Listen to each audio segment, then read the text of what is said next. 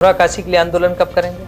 आंदोलन का क्या सवाल है, चलो गवर्नमेंट ले आइए दिल्ली में, सेंट्रल गवर्नमेंट, और वो हिम्मत नहीं कहे बताएं तो हमें उनके खिलाफ भी लड़ना पड़ेगा, कोई भी हो, वो बीजेपी की गवर्नमेंट हो तो भी मैं लड़ूंगा। जवान लड़के और लड़कियां नंगे नाच करते हैं, सिगरेट ये करते पीते हैं, ये वो गर्द के होती है, ब्राउन शुगर की, पता नहीं।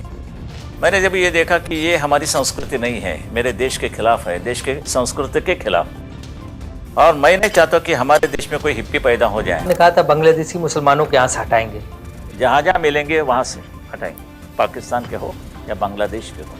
आप उनको बम्बई या महाराष्ट्र से निकालेंगे या देश से निकालने की बात करते हैं? देश को कैसे निकाले, हमारे यहाँ से हम निकालेंगे, उसको छोड़ देंगे उनके बॉर्डर तक, और यहाँ राजस्थान के बॉर्डर्स तक, चाहे तो पाकिस्तान में जाओ मगर यहाँ नहीं, क्योंकि वो इस्लाम का ये है, ये देश है, जाओ वहाँ जाके नमाज पढ़ो आराम। Okay, which description does he prefer?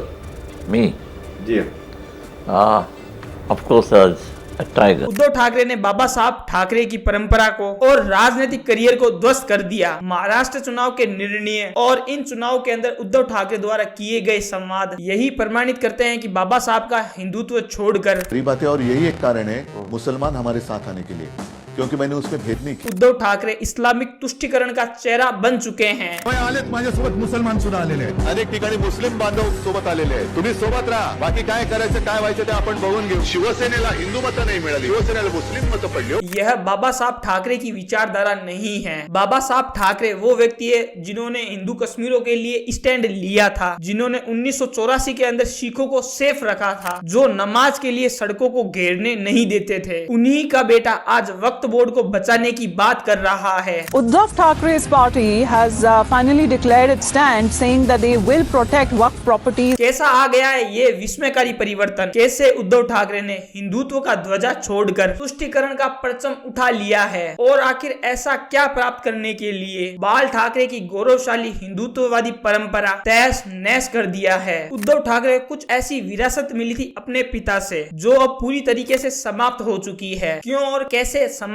किया इस विरासत को? बाला साहब ठाकरे एक ऐसे कार्टूनिस्ट नेता जो कि एक नेता बन गए, एक ऐसा नेता जिसको वोट देने का अधिकार भी 6 साल के लिए छीन लिया गया। उन्होंने राम मंदिर का समर्थन बिना किसी डर के साथ किया था। उन्होंने कश्मीरी पंडितों को रहने के लिए घर दिया। उन्होंने कम्युनिस्ट पार्टी का खुलकर विरोध प्रदर्शन किया। 1984 में महाराष्ट्र के सभी सिखों को सुरक्षित रखा गया था, जिनकी एक हुंकार से सिर्फ बड़े बड़े दंगे ही शांत हो जाते थे, जिनके एक आह्वान से शांति अशांति के अंदर बदल जाती थी। एक ऐसा नेता जिसको बाल गंगाधर तिलक के बाद 21 तोहफों की सलामी मिली थी। बाबा साहब ठाकरे, इनका जन्म 23 जनवरी 1926 में हुआ था। बचपन से ही इनके चित्रकार के अंदर काफी रुचि थी। इस रुचि के चलते सन 1946 के अंदर उन्होंने 20 साल की उम्र के अंदर फ्री प्रेस जर्नलिस्ट कार्टून के रूप में काम करने की भूमिका निभाई, जहां उनके गुरु R.K. लक्ष्मण सिंह काम कर रहे थे। 19 जून 1966 में उन्होंने शिवसेना का गठन किया था, जिनका उद्देश्य था कि मराठी लोगों को हर एक काम के अंदर प्राथमिकता मिले। 1989 में शिवसेना ने स्वयं का एक समाचार पत्र सामना निकाला था, जिसमें वे हिंदू विरोधियों को राजनीतिक काउंटर करते थे, और राम जन्मभूमि के आंदोलन और उनका योगदान और उनके विचार कुछ इस प्रकार है। गौरव तो है ही,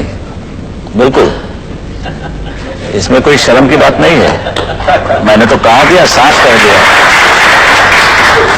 आप ये मानते हैं ये बाबरी मस्जिद गिराने दी गई है, इसके नीचे हमारा जो टेंपल था, मंदिर था राम का, वो हमने ऊपर लाया। 1990 में कश्मीरी हिंदुओं के ऊपर अत्याचार हुए थे, तब बाबा साहब ठाकरे वोट बैंक के चक्कर में नहीं पड़े थे, इसीलिए उन्होंने खुलकर कश्मीरी हिंदुओं के लिए आवाज उठाई थी। वे चाहते थे कि कश्मीरी हिंदू हथियार उठाकर शत्रु का वही हाल करे जैसा कश्मीरी हिंदू लगातार सह रहे थे। उन्होंने कश्मीरी हिंदुओं के बच्चों को महाराष्ट्र में शिक्षा देने का न सिर्फ वचन दिया था, बल्कि उनको आरक्षण देने की बात भी बोली थी, और इसके साथ उन्होंने रोजगार और घर देने का वादा भी किया था, और उन्होंने इस वादे को पूरा भी किया था। महाराष्ट्र में बाला साहेब जी ने हमारे बच्चों के लिए सारी इंजीनियरिंग कॉलेजेस में स्पेशल कोटा सैंक्शन किया है, तो केंद्र सरकार पूरे भारत में ऐसा क्यों नहीं कर सकती? जब आतंकवादियों ने अमरनाथ यात्रा के ऊपर आक्रमण करने का संकेत किया था, तब बाला साहब ठाकरे ने इस बात की चुनौती दी और कहा था कि कोई भी तीर्थ यात्री के ऊपर अगर खरोंच भी आई तो वे महाराष्ट्र के अंदर किसी भी लोगों को हज यात्रा पर जाने को नहीं देंगे। जबकि इसके बाद अमरनाथ यात्री को बिना किसी रोक टोक के साथ यात्रा पूरी की थी। बाबा साहब अम्बेडकर हिंदुओं के सबसे बड़े ब्रांड एम्बेसडर है। कहा था बांग्लादेशी मुसलमानों के यहाँ से हटाएंगे,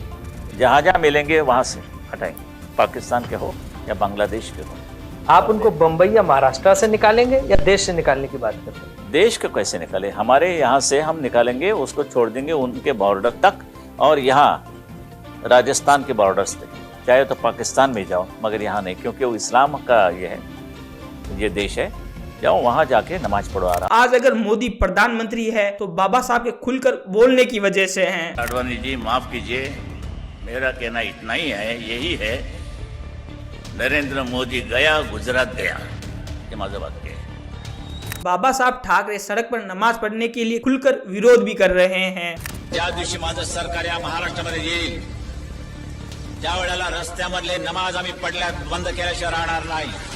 कश्मीर को मुक्त करने का भी उनका एक ध्येय था। प्राइम मिनिस्टर बन के पहला काम कौन सा करेंगे आप? पहला बिल्कुल कश्मीर साफ करूंगा, और जितने कोई आतंकवादी आए हैं एक पर भी मैं मुकदमा नहीं चलाऊंगा, शूट टू किल, यही ऑर्डर मेरी रहेगी। पाकिस्तान के ऊपर एक्शन लेने के लिए वे बीजेपी से भी भिड़ जाते थे। हमारे पुराने दोस्त जो है जॉर्ज फर्नांडिस, उस सुरक्षा मंत्री हैं, उन्होंने कभी बयान निकला, कहा कि प्रेस वाले को कहा कि भाई हिजाबुल के पीछे हम नहीं जाएंगे। भाई पीछे मत तो जाओ, अगर जो आते हैं उसका तो पहला बंदोबस्त। वो एक दिन के अंदर पंजाब और कश्मीर को शांत कराने की बात करते थे। एक दिवस या देशाचा पंतप्रधान बनवा, फक्त एक दिवसात पंजाब आणि काश्मीरचा प्रश्न सोडून दाखवतो, एक दिवसात। उनकी अंतिम यात्रा के अंदर 20 लाख लोग मौजूद थे और मरने के बाद उनको 21 तोहफों की सलामी दी गई थी। ये अंतिम संस्कार की एक सबसे बड़ी यात्रा थी। बर्बादी आरंभ होती है 2019 में, जब बीजेपी का साथ छोड़कर उद्धव ठाकरे कांग्रेस तथा एनसीपी का गठबंधन करके महाविकास अघाड़ी बनाकर महाराष्ट्र के मुख्यमंत्री बन जाते हैं। फिर उन्होंने ऐसे ऐसे काम किए कि लोग उनसे लगातार नाराज हो गए। आप सब लोगों को क्या लगता है कि उद्धव ठाकरे एक राजनीतिक अच्छा चेहरा है या नहीं? मुझे कमेंट सेक्शन के अंदर जरूर जवाब दे सकते हैं, और इसी तरीके से अपना प्यार बनाए रखे। जय हिंद।